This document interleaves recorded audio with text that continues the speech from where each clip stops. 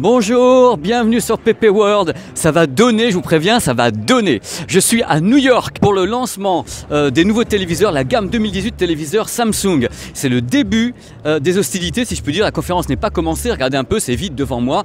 Donc j'y vais franco. Regardez, il y a le micro LED qui est ici. On en reparlera dans cette vidéo ou dans d'autres vidéos parce que je ne sais pas encore quelles seront les annonces faites autour du micro LED et donc du concept entièrement modulaire autour des dalles qui forment le micro LED. Là-haut, il y a des salles que l'on ne connaît pas avec des Innovation Rooms. J'espère que je vais être surpris, que je vais vibrer, peut-être être déçu, j'en sais rien, parce que j'attends toujours tellement la lune avec tous les produits. Je me dis, est-ce que Samsung a sorti les dents? Est-ce que Samsung va présenter des trucs extraordinaires ou simplement un renouvellement de gamme? Bon, il faut que je vous dise un truc, c'est une conférence mondiale. Et les gens viennent ici et ils ne savent pas grand-chose. Et c'est ça l'utilité de l'affaire, c'est que tu te pointes et tu te dis mais qu'est-ce qu'ils vont bien nous trouver pour qu'on dépense de l'argent. Voilà. Donc regardez un petit peu, c'est pas souvent que je peux faire des vidéos comme ça avant que ça commence.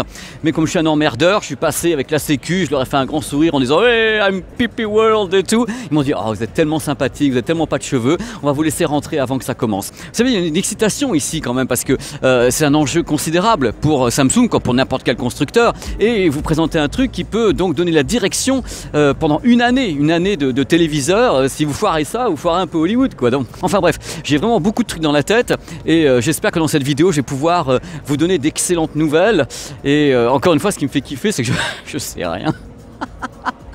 Donc c'est merveilleux. Allez, on va y aller.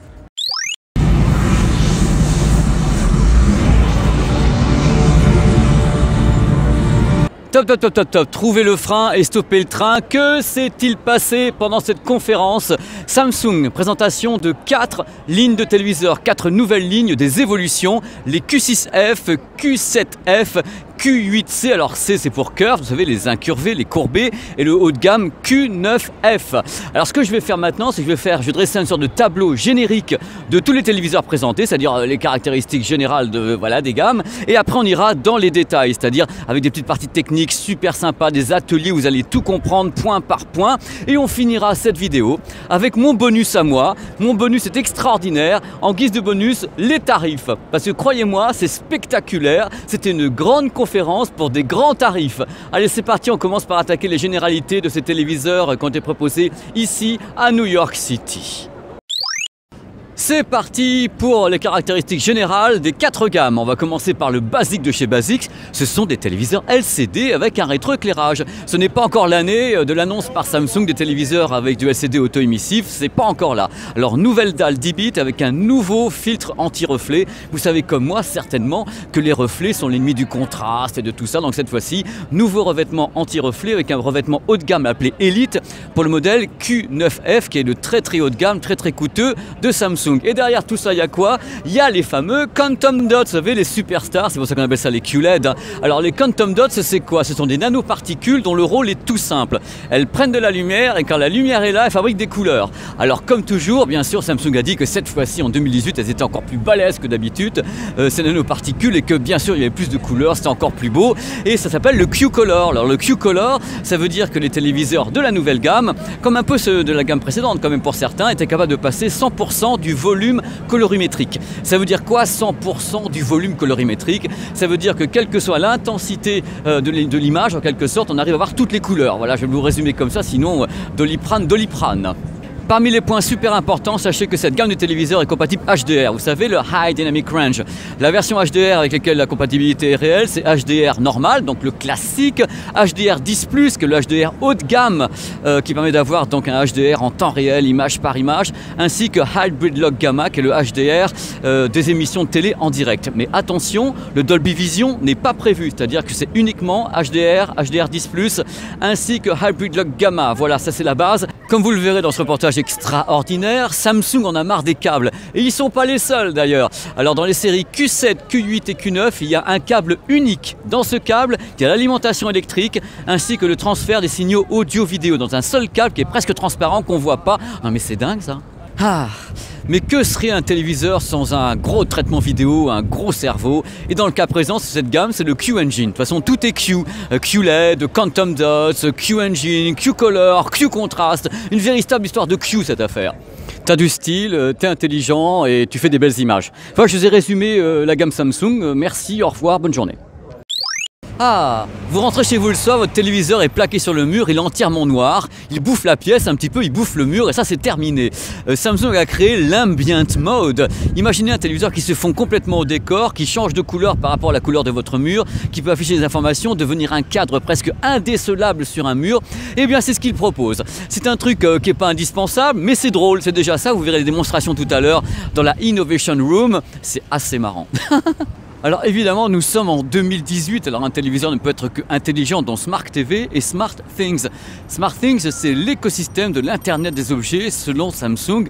Ça permet au téléviseur de devenir le médiateur de tous les objets connectés de la maison. Parmi les annonces, il y a une petite annonce concernant Xbox, le gaming et autres, notamment avec la série Q9F. Alors c'est la série la plus onéreuse en même temps, et cette série est annoncée avec une latence de 15 millisecondes pour les gamers. Alors c'est intéressant en effet pour une fois qu'une marque commence à parler un petit peu d'input lag, de latence et autres. Le seul problème, ça restera le prix des téléviseurs parce que c'est le très haut de gamme et le prix il est... on rigole plus là, on joue plus. C'est bien joli tout ça, mais maintenant place aux images, place à la technique, aux petits ateliers techniques. Et pour ça, on va retrouver le petit chauve en bas d'un escalator qui va monter dans les ateliers techniques et tout vous expliquer de A à Z. Ça va être limpide et en plus tellement beau. Bon, il y a un escalator, je me dis que là-dedans il doit y avoir quelque chose, je vais essayer de me faire bloquer, tiens voilà. Parce que j'ai lâché mon groupe du coup, alors je suis tout seul, en train de me balader dans la conférence de presse Samsung à New York, tout va bien, normal. C'est PP World, on y va, au Laker, elle nous arrête, c'est que du bonheur, qu'est-ce qu'il y a ici, est-ce que je me fais bloquer ou pas? Même pas. J'arrive, ah oui mais il y a trop de monde là, moi je veux le carré VIP sinon ça ne fonctionne pas. Voilà, vous avez votre téléviseur qui est donc signifié ici, il est là votre téléviseur. Et vous allez donc prendre une photo, voilà, vous allez prendre une photo qui va vous dire voilà, ton mur c'est ça Coco. Il est en train de réfléchir, enfin réfléchir si je puis dire, je suis en train de commenter comme je peux, le truc ça prend du temps et tout. Voilà, il est en train de construire le fond. C'est un fond d'écran, il le construit actuellement, il va l'afficher, fait que ce soit un caméléon et que donc le téléviseur s'intègre parfaitement à votre mur. Voilà, please wait, il est en train de construire complètement l'image. Et voilà, vous avez l'image qui est construite. Et il y a un truc génial, ici sur ce téléviseur, c'est le côté ombre. Vous avez, vous voyez, ça c'est le bord du téléviseur. Et il y a une fausse ombre ici qui fait qu'on a l'impression que c'est un cadre qui est éclairé, alors que c'est une ombre qui est affichée par le téléviseur. Je vous résume ce que je suis en train de voir, c'est l'opération camouflage. Mets ton écran, ton téléviseur sur le mur, on ne le voit pas parce qu'il y a un petit fil qui est entièrement presque transparent qui relie le téléviseur. Et en plus, tu le planques. C'est tellement beau, on dirait un poème. Ton téléviseur est un caméléon. Il se fond à ta pièce directement. La différence de couleur, moi je ne la vois pas à l'œil nu. C'est-à-dire que là, mon smartphone va avoir une image du téléviseur qui n'est pas celle que je vois. À l'œil nu, je ne vois pas, moi, la différence de ton. L'intégration est totale, mes amis. Totale. Oh là là, c'est merveilleux. J'ai l'impression d'être dans un monde incroyable. Je suis dans une pièce qui change de forme tout le temps, croyez-moi. On en rêve. La projection se fait ici. Vous avez plusieurs projecteurs qui sont là-haut et qui s'affichent de tous les côtés, qui permettent de changer, de moduler entièrement la pièce. Alors ça, j'y crois. Je vais vous expliquer pourquoi. Votre téléviseur va apprendre à vous connaître. Au fur et à mesure, il va apprendre qui vous êtes. Oh là là, mais celui-ci, il aime la science-fiction, il aime... Voilà, et par rapport à ça, il va commencer à vous faire des propositions.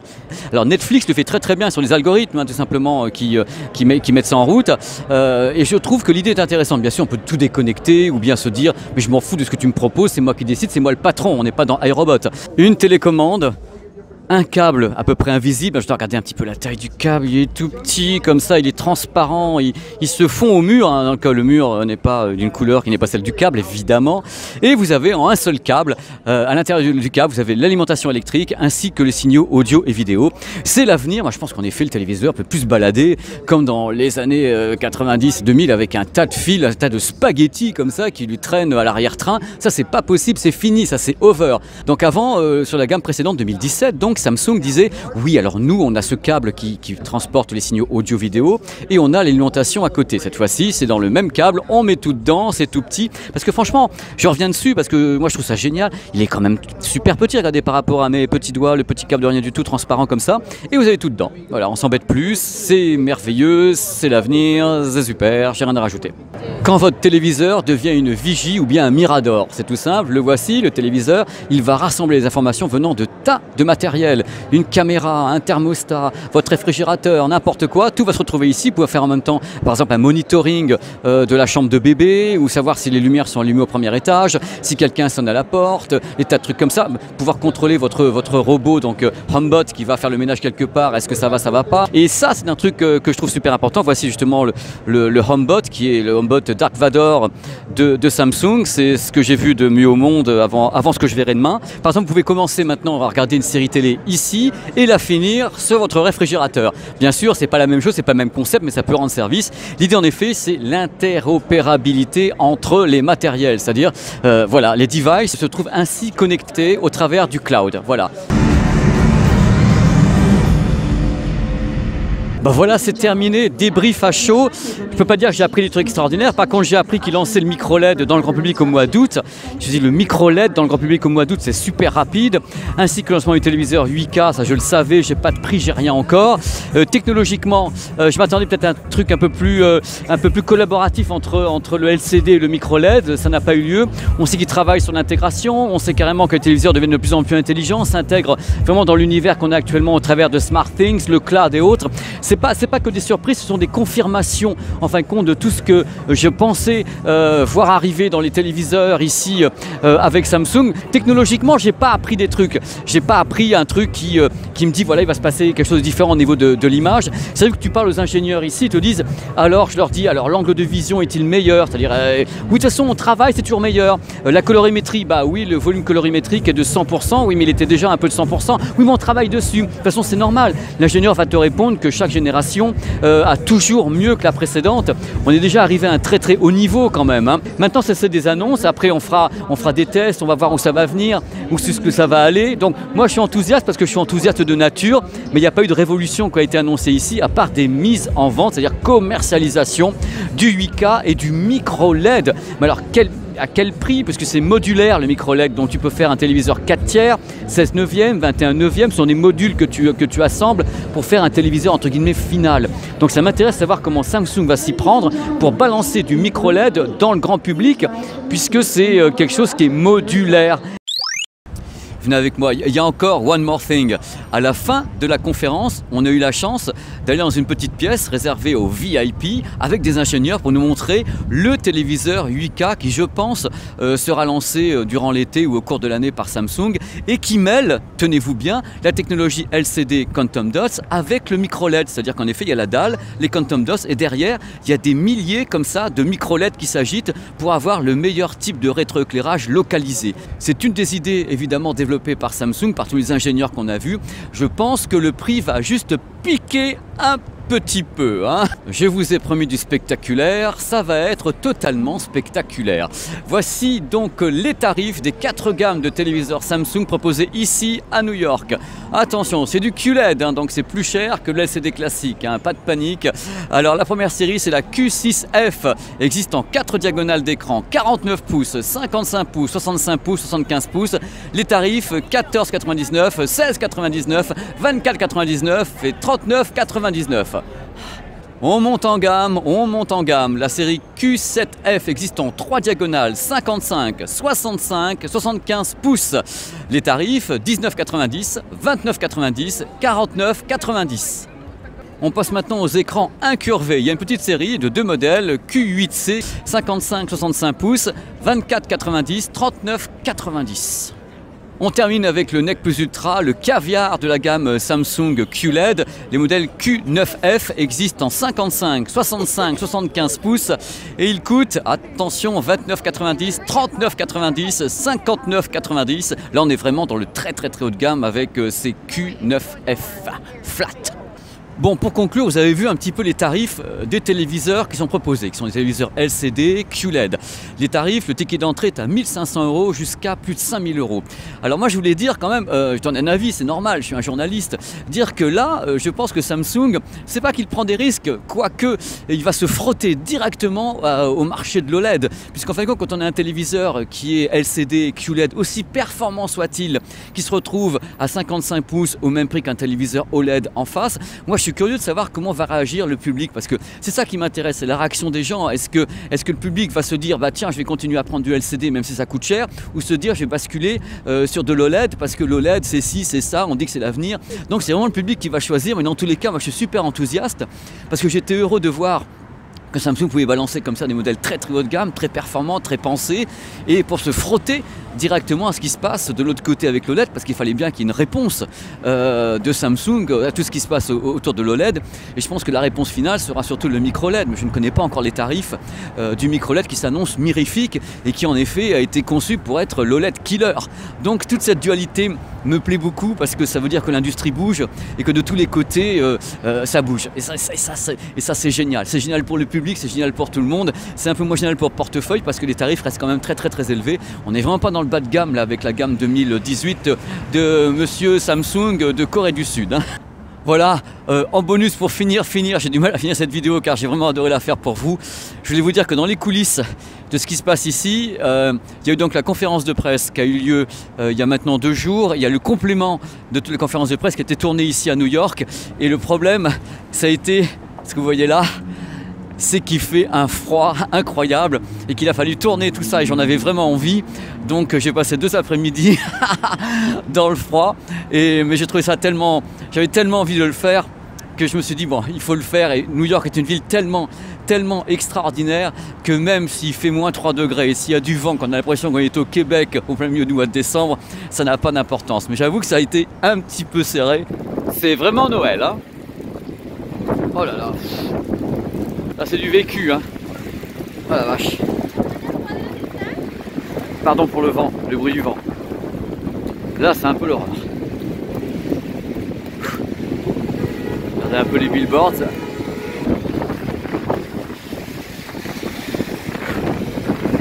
Les images parlent d'elles-mêmes, hein. Là ça commence à être la tempête là quand même. Le vent se lève très fort avec la neige qui te fouette. C'est hard là. Allez, on tente de pas se casser la figure, ça glisse super fort quand même. Ouais, c'est ça. On en parlera. Waouh. Times Square. Ouais, je vous le dis parce que là c'est même plus évident si on voit bien les panneaux partout. Waouh. C'est super beau. C'est super froid, mais c'est super beau.